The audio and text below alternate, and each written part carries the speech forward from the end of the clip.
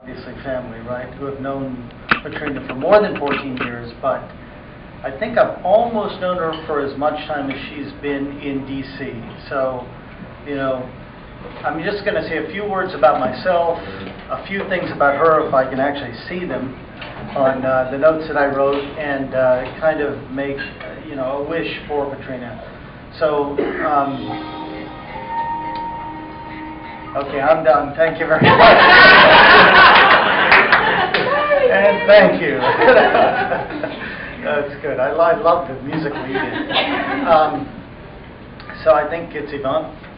As Yvonne mentioned, I am Nick Nayak, and I'm currently the DHS Chief Procurement Officer. And just to give you some size and magnitude for the fun of it, right?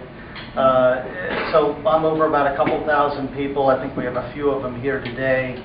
$20 billion is spent, and I hover over that at DHS, and all of that is to protect the homeland. So that's my day job. That's a little bit about me, but the things I want to share with you about her, and I did write them down because, this is really kind of a subset, but this kind of describes my thinking about Patrina as a person, and again, it's really a subset. She is really a very smart and charming person. You'll probably never know this about her, but she was a National Merit Scholar, which is something that I found out when I first met her. She's somebody who probably should have, as a National Merit Scholar and somebody who went to the University of Texas, graduated from something like Harvard, which most of us can, you know, I mean, we understand that, right?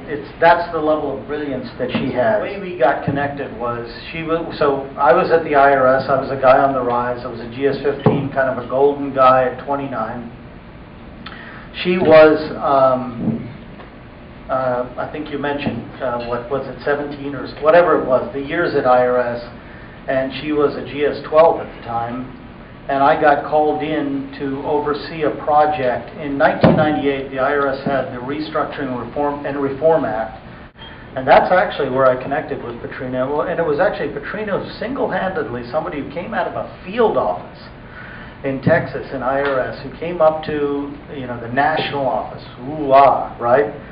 Who had actually developed the training class that ultimately got delivered to the 60,000 frontline IRS employees. And that was the first time that I actually saw her brilliance.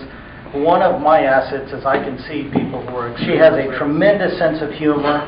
The other thing I want to tell you is that she's a techno genius. This is very important. It's important in this time in the country.